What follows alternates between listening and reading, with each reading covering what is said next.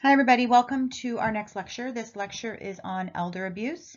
Some of you may have heard this term before and others might be hearing the term for the first time. And some of you might have heard of someone who might have been abused in the past or have heard of some situations happening within certain facilities in your area or things that you've seen on the news. So we're going to hopefully clear up some of the misconceptions, and then we're also going to talk about some of the warning signs and symptoms of elder abuse so that if we are working in this field as activationists or gerontologists, we can better understand if someone might be dealing with abuse. And there's various kinds of abuse that we're going to talk about today. And I have a couple of videos. So if this at any time is uncomfortable for you, just please let me know and we can talk about it. You can turn it off and I can always find alternative material for you. But some of the videos, they come from the Canadian website. I didn't develop them. And they can seem real-like. So just remember that they are actors and the videos are not real. So it would be important for us to first define what is elder abuse and why is it different from other abuse.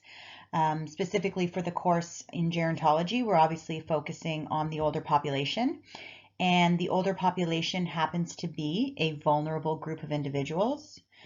They're vulnerable because they might be in financial need. They're vulnerable because they might have a physical impairment.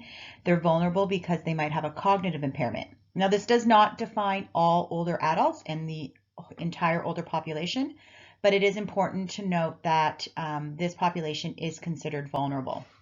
So here's a video that was done by the Canadian government. So I got it from the Canadian government website, and it was used as a commercial here in Canada, or more so a PSA, but it was on all over the television a few years back, and I think it really does help us question what is elder abuse and maybe how it's different from just a normal family dynamic.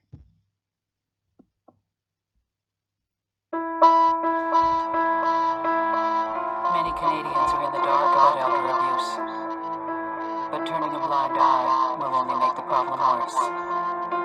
Financial, physical, emotional, neglect.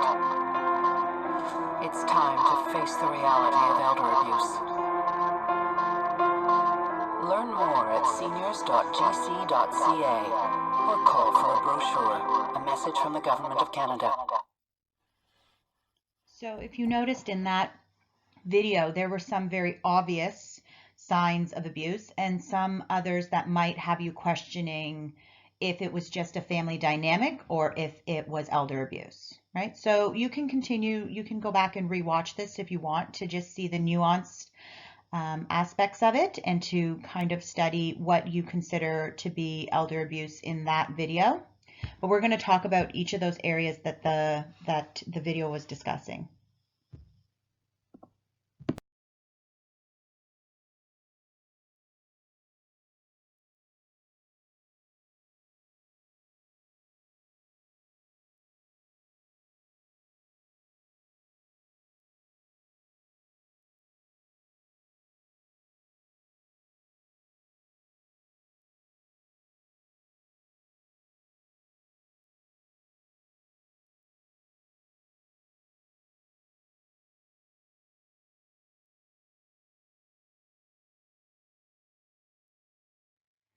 So elder abuse, as defined by the World Health Organization, is a single, repeated, or lack of appropriate action occurring within any relationship where there is an expectation of trust, which causes harm or distress to an older person. So elder abuse can happen once or it can happen several times, just like other abuse. Some people don't believe that abuse is abuse if it only happens once. They believe that it has to happen several times. That's not true. If there was ever a form of physical abuse that even just happened once, that is considered abuse. Now, the key here is that it is in a relationship of trust. a relationship where there is an expectation of trust. Just like all types of abuse, even child abuse or any types of domestic abuse, it always happens with relationships where the abusee usually has trust in the abuser. It's a close relationship. It's maybe a relationship where they are having their needs met in other ways, right? So usually abuse happens when there is an imbalance in power. And that's one of the big key ones. An imbalance of power is when someone is using their power to maybe intimidate or coerce someone to do something that they don't want to do, right? So some of the key words we have here are intimidate, humiliate, coerce, frighten, or make the senior feel powerless. So what are some behaviors that can be considered abusive? So if you were to stop and think about other types of abuse that you've maybe heard about in the past, what kind of behaviors come to mind that you would consider to be abusive? The first one that comes to mind for me is hitting someone. That one isn't obvious. It's in your face. If someone hits you, you immediately would say that is abuse, right? There's other forms, other behaviors that can be considered abusive. Controlling someone, even in a friendship, controlling someone is a form of abuse.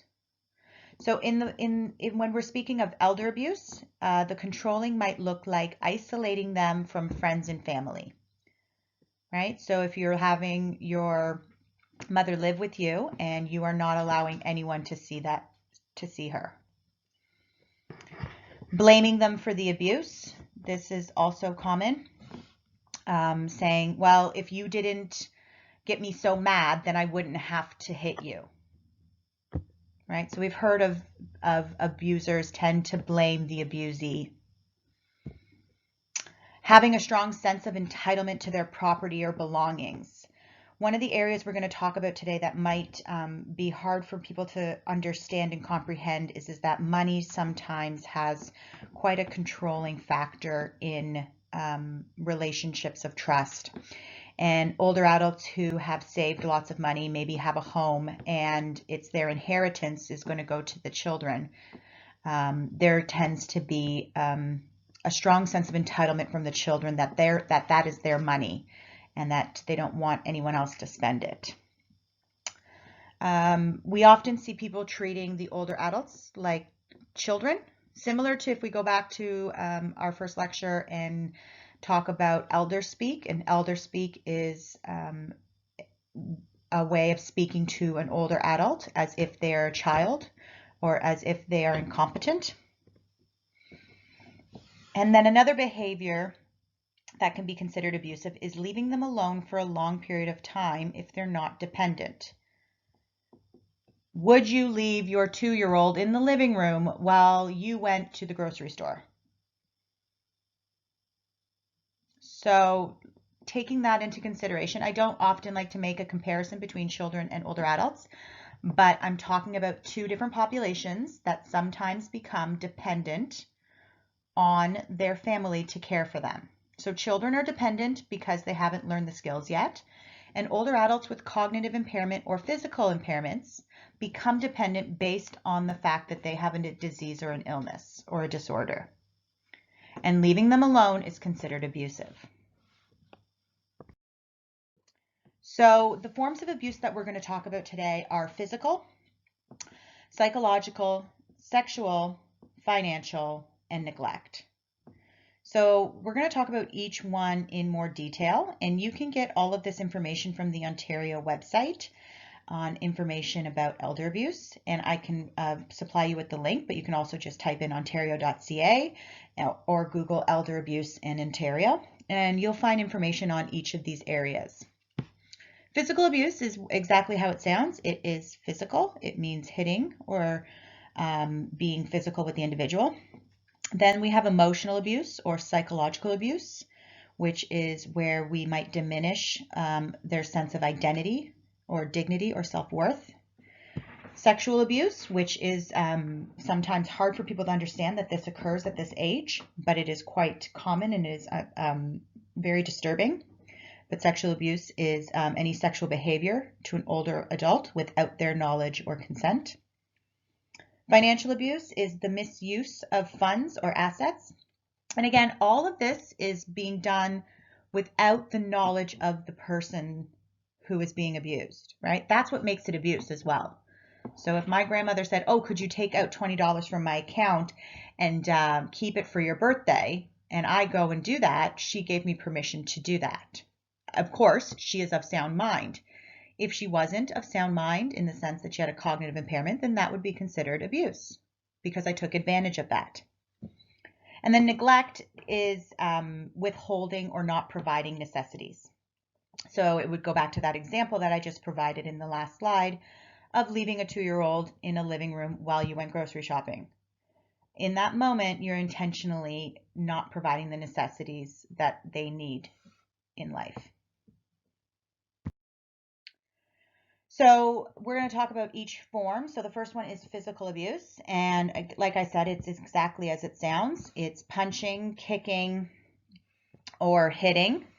It could be even pulling hair or pinching, right? So sometimes the physical abuse is not as in your face as such as hitting somebody, but rather small other physical abuse like habits and behaviors such as pinching. So what's important for us to know is how do we recognize that this is happening? So older adults sometimes have bruises on them because they might have fallen or bumped in, and as you age, your skin can bruise a lot easier. So this is a very hard one to sometimes identify if there's abuse or if the individual actually hurt themselves in a daily activity. But you should always look to see what unexplained bruises have occurred, right? So something, if they're unable to tell you where it happened, how it happened, then it's something that you should look into further.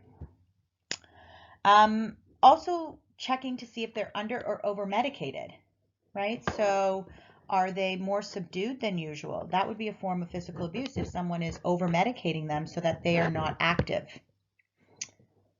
Again, if the injury doesn't match the story, but this is a sign, and this is a recognizing this sign is for any person who's been abused. Someone who then lies to try and not get their abuser in trouble, the lie doesn't always match the story. And so the injury doesn't match the story. And another really great sign that helps to identify that there's something going on is if the older adult is being taken to several different doctors or several different emergency rooms, right? So it's so important that we have one family doctor who sees us for everything because that helps us to have continuity in our health care. So if we're seeing that the older adult has been taken to several different doctors, it could be because the abuser is trying to hide something.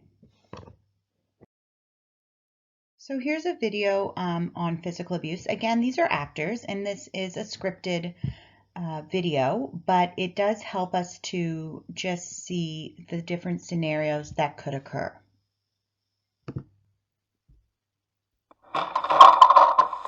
What a long day. I'm tired. Why don't you go play? That's it! That is the last time I trip over that thing!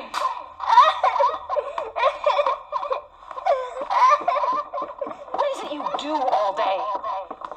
And pick that thing up!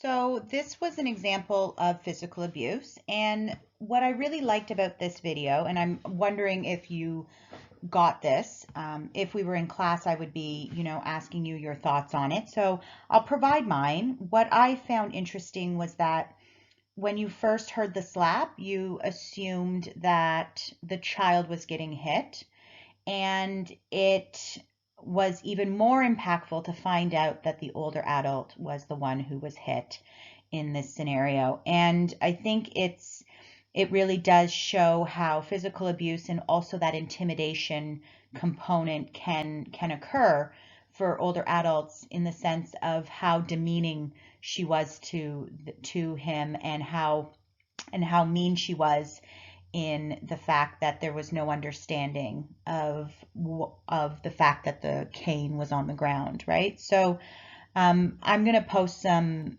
opportunities for us to have a discussion about these in the discussion board. So I would love to hear your thoughts on these videos as we continue to go through the lecture.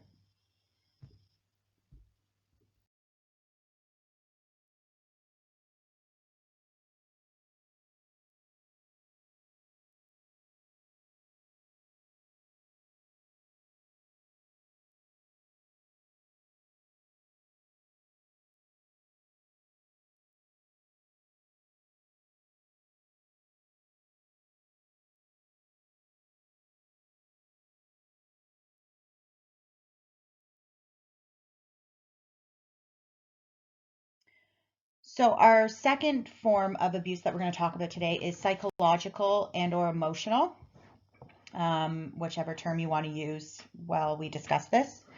But we often sometimes don't recognize emotional abuse as occurring until much later on, because it is subtle. It can be subtle and it can be very nuanced.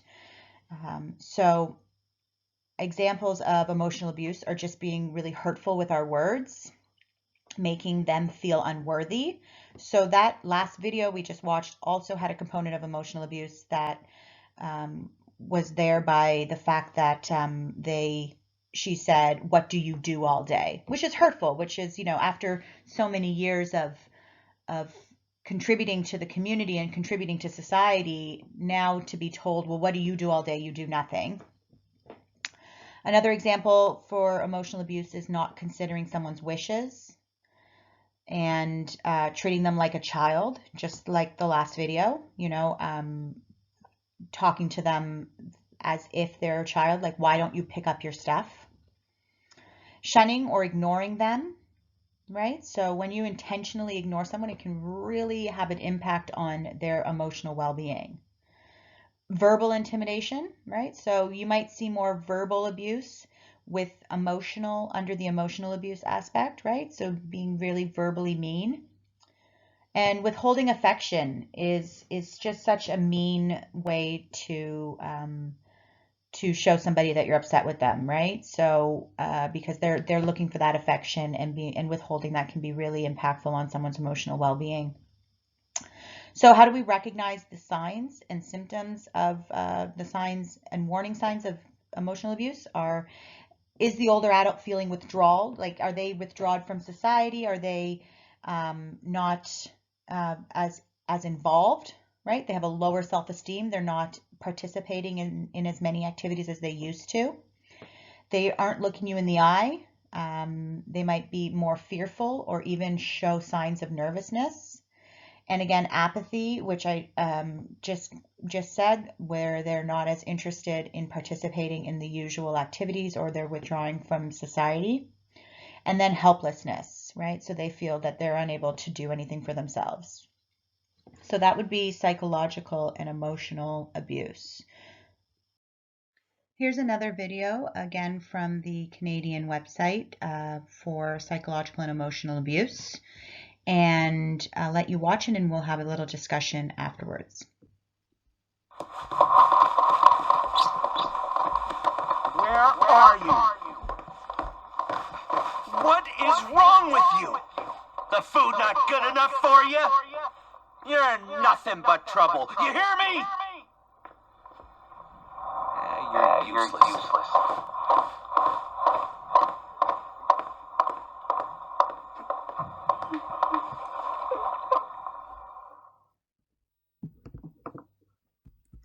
So again, this video used the child again to show how elder abuse could look. Sometimes we don't realize that our voice and our tone when we are speaking to children or disciplining children can be strong like that. And so when watching a video like this and assuming it was the child that was getting in trouble, it almost appeared to be an okay situation. But then when we see the reverse, that it is an older woman, we're appalled, right? So really finding what that line is, that where we are disciplining children and how are we speaking to them. And again, then looking at it and saying, how is it okay to do this also to the older population? So again, I'm going to open up the discussion board and hopefully you can offer some insight into your understanding of emotional abuse and your understanding of an emotional abuse specifically for the older population, and how people are demeaning or how people are talking down to the older population.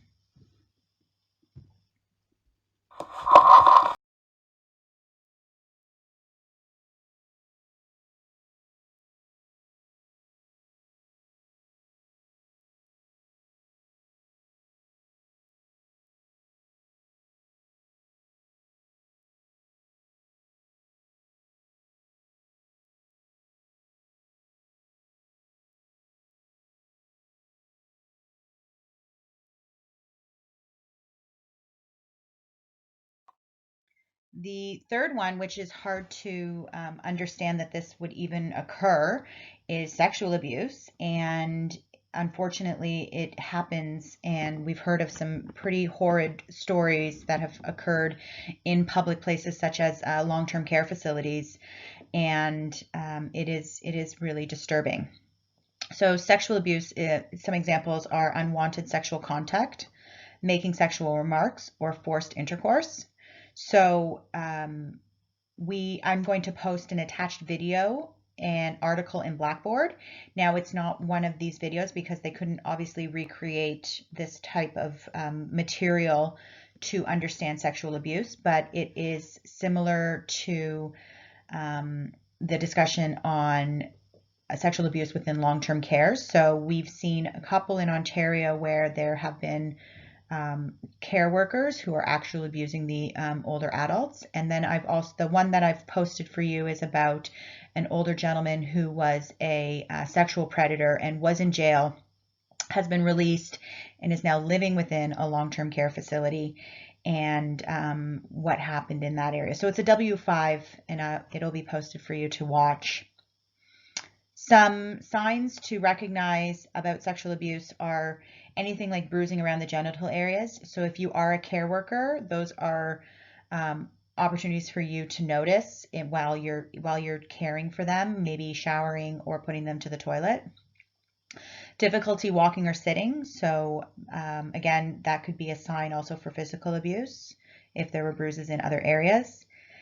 Inappropriate sexual comments coming from the older adult. So again, if it's someone who has a cognitive impairment, they might say something that might not make sense to you, but always question it and always stop and make sure that you are asking the right questions.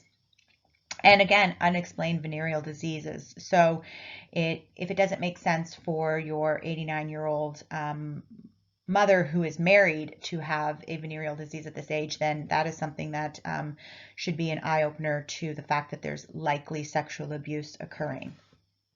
So again, video and article in Blackboard. It's a W5, so I think it's about 10 minutes long. It's quite interesting, and it actually occurred, I believe, here in Ontario. So something for you to know that is going on in the long-term care system. The next form of abuse that we're going to talk about is financial, which it happens more often than you can imagine, and often not recognized right away because of the fact that it is similar to emotional abuse, where it is not in your face. You can't always see it unless you were to be receiving statements. Sometimes this is happening behind closed doors. And unless the older adult is concerned about their money, then it can go unnoticed. So financial abuse happens between family members, and it can also happen with a care worker. I have an example where a place that I once upon a time worked, there was a care worker who I absolutely adored. I thought she was wonderful, and it turned out that she had been stealing from one of the residents for many years. So you never know what to expect, and it's really upsetting. And this resident was someone who couldn't see or hear and had a lot of trust in the care worker to help her. Right? So financial abuse is usually the misuse of the elderly's property, right? So selling something that they're not allowed to sell, or taking it without asking, right? Theft, actually just taking the item or the money. One area that a lot of people might not consider to be financial abuse, and again, it might be a little nuanced, so it would be better to understand the family dynamic as well, is the sharing the home with the older adult. So sharing the home happens often, right? So the older adult moves in because they no longer can care for themselves in their own home, right? It's too many stairs. I don't like cooking because I can't stand for very long. I'd rather move in with my son and my son and his wife because it's safer for me. It also happens the other way around, where the younger family members might move in with the older adult and then take over the home and not really pay their fair share, right? So they don't offer to supplement the income. Other things that can be a sign of financial abuse are unexplained disappearances of items like jewelry. So that would be similar to theft, right? And then this one also is signing legal documents without knowing what it is for. So when my grandmother started to be unable to do her own financial work and to take care of everything, luckily for us, we already had all of those things in place. She had trusted us with her money and she had trusted us with her care. So we became the POAs. And but it was very difficult because I used to get her to sign her tax form, and I started to realize that she was incapable of understanding what she was signing for. So that made it it made it wrong for me to ask her to sign. So that's why we took over the POA for her, to make sure that she did things, that we were able to do that for her. So signing legal documents, having them just sign something without reading it or telling them about it is considered financial abuse. So my question to you is why would financial abuse occur in a family? You know, why is this something that can happen so easily within a family?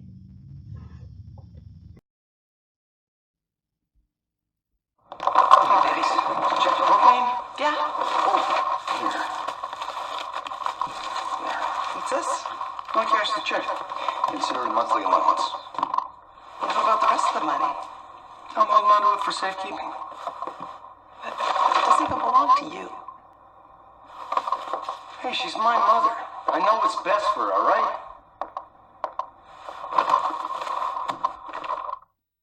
So as you can see here in that example, you know, it wasn't necessarily intentional to be hurting his mother, you know, and so sometimes it's really hard to recognize financial abuse if it's not directly being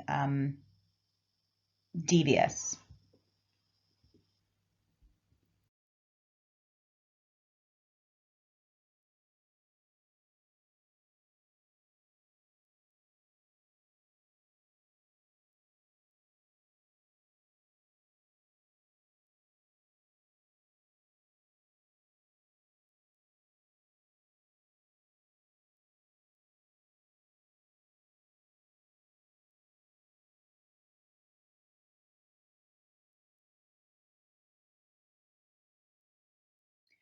The next area that we're going to talk about is neglect. And neglect is also another area that is more common, and I don't know that some individuals realize that they're actually neglecting someone and how serious it is. So we have to give everyone the benefit of the doubt that education is truly important when taking care of our older population. So neglect is actually just not meeting the needs of the older person. So we have two different types of neglect, and it's really important that we look at both. We have active neglect and passive. So active is when we are actively, intentionally doing what we're doing. So we deliberately go out throughout the day and leave our mother at home for the entire day to fend for themselves, even though they're incapable of using the bathroom by themselves and they're incapable of making their own meals. That's intentional. So it would be deliberate of us to to withhold basic necessities. So it could be even not providing any nursing care or home care, not giving them a bath for a couple of weeks because it's too hard for us, leaving them in an unsafe place. What else? Maybe it's the improper use of medication, right? Over medicating. Give them more of that drowsy medication because then they won't bother me. Or not providing food, liquids, proper clothing, and again, bathing them, having them have that good, that hygiene, that necessary hygiene. Failure to assist with any of their daily living activities. So again, using the toilet or dressing or grooming them. Abandonment, right? So all of this is active neglect. It's neglect in general. It's not necessarily active or passive, but it is neglect. It is when we do not meet the basic needs of someone, especially someone who is dependent on us. Again, that expectation of trust in that relationship. Now, passive is unintentional, and it could possibly just be because someone doesn't have the knowledge necessary to know the difference. So they don't have the experience. They haven't taken care of someone before. They don't know what they need to do. They didn't know that they needed to bathe their mother a few times a week to help her. They didn't. Again, it's hard to explain if we're not in that situation, but passive neglect is a possibility where someone is just not educated enough to understand. And usually it's because they're unable or unaware of how to access resources. And that's really key, right? So everyone can take care of their loved one at home if they access the right resources. That means having nurses coming in, personal carers coming in to help. Right, so that would be considered passive, whereas active, again, is intentional and deliberate. So neglect is, again, it's hard to see which one the individual is, the abuser is, right? So, I mean, with passive, we can just teach them, and hopefully it can get better. So some more examples of neglect are withholding care or denying access to necessary services such as nursing or medical attention, leaving a person alone in an unsafe place. So an example of that is someone who is physically impaired is left upstairs when the kitchen and the toilet are downstairs, which means they would have to use the stairs on their own to get to those things. That would be considered unsafe. Or leaving them alone for too long. Improper use of medication, I already talked about that. It could be that they are over or under medicating in order to maintain behaviors. Not providing food or liquids. Failure to assist with activities of daily living. Abandonment and denial of a senior's basic rights. So some of the warning signs that and these are going to be really key, testable stuff, warning signs of abuse are when we start to notice that there is a change in mood. First and foremost, always question yourself and question the older adult if you've noticed a different behavior. Behaviors tend to show signs that there's something wrong. It could be a medical issue. Could be abuse. We don't know, but it is usually a sign that something is up. So check that if there's a change in mood or a change in behavior, always make sure to ask questions. Another warning sign is actually the physical harm. So actually seeing a physical change in the individual, like we saw with the sexual abuse or the physical abuse. If we are seeing bruises, then we need to ask questions. And if they are unexplained bruises, then we need to ask more questions. And it could likely be abuse. So if you've noticed that they are unwashed, their hair isn't in the same manner that it usually is in. They haven't brushed their teeth. They don't have their dentures in. They don't have their glasses on. They don't have their hearing aids in. That is a form of neglect. Right? So if we don't provide them with the basic necessities, then we are neglecting our older adults. If their clothing is dirty, that's another big warning sign. Failure to meet financial obligations or unusual bank withdrawals. So sometimes someone who is abusing someone financially doesn't realize that they are leaving a trail of evidence, because someone who is unable to meet their financial obligations, people at the bank will start asking questions, and they'll notify and say, hey, why are there so many, why are you taking out money when you don't have it? You keep going overdraft, right? I know that my bank does.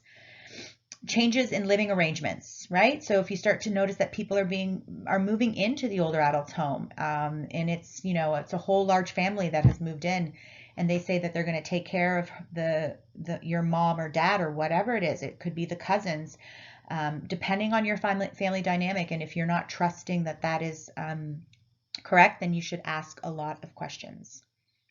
Okay, so these are some warning signs that abuse might be occurring.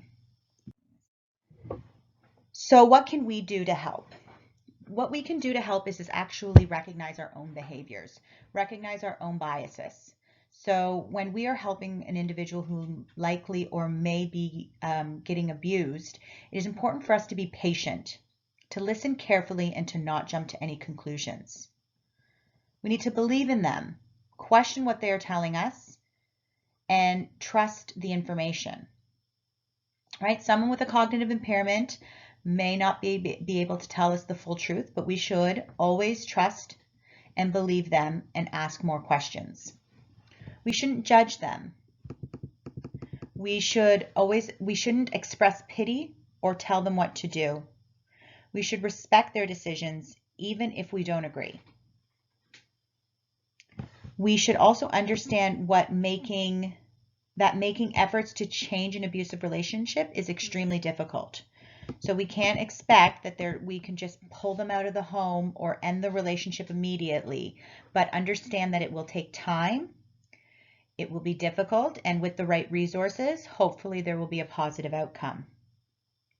It's really important for us to not deny what is going on, but rather to just learn more and find out if that is the truth.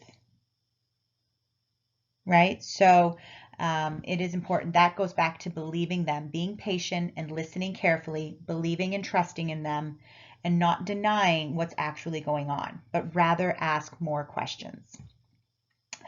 This one's key, and I hope that everyone pays attention to it, that we shouldn't confront the perpetrator. That's not our job, but it could put the person who's being abused into more trouble, depending on the situation. So really just seek out the right resources before doing something like this. And then encourage them to ask for help, right? So educate yourself on the resources available, learn about safety planning, and call like local community information centers, community care access centers. There's tons of resources I'm sure you can find on the Braycrest website, the Ontario Long-Term Care's government website, on who you can contact, or even contact your own doctor and encourage them to ask for help, right? So encourage them to have the resources ready for them though. Don't expect them to go out and just find them on their own, but have the resources ready for them and then encourage them to seek help. Offer to help them find the right place to turn to. Give them those local resources. And again, don't jump to any conclusions right away. It's important to believe what they're saying, don't deny what's going on, and have the resources ready to help. So prevention programs or health promotion programs are out there, and some of the videos I showed you today were actually part of the Ontario prevention of elder abuse programs that are out there. So it's important that these programs help us to learn about the signs, right? So even if just listening to this short lecture on what are the signs of elder abuse, and then we as community members need to treat all of our seniors with respect and dignity at all times, which we all know. And then as caregivers, if any of us are caregivers or plan to be a caregiver in the future, learn to know when to take a break. So this is going to lead into another segment of this lecture where we talk about caregiver burden. And caregiver burden can be an issue that could lead to abuse, which is where the caregiver has now become overstimulated and overworked and they burn out. So as a caregiver, know when to take a break. As a caregiver, maintain your own social and health connections. They're very important to maintain some level of mental wellness during the time that you're caring for a loved one. If you're caring for an older adult, you need to maintain your own mental wellness by being social and have healthy connections and meaningful relationships. And then there's always support groups. So I'm actually going to see if I can find a couple of links to share with you on support groups for caregivers who are experiencing some struggles or challenges in how they're caring for their loved one. So that is the lecture on elder abuse. Thank you very much for listening. Here are some of the references I used today, and this next lecture will lead into caregiver burden and understanding the feelings of the caregiver and how it can challenge their mental wellness. Thanks very much. Have a great day, and I'll see you at another lecture.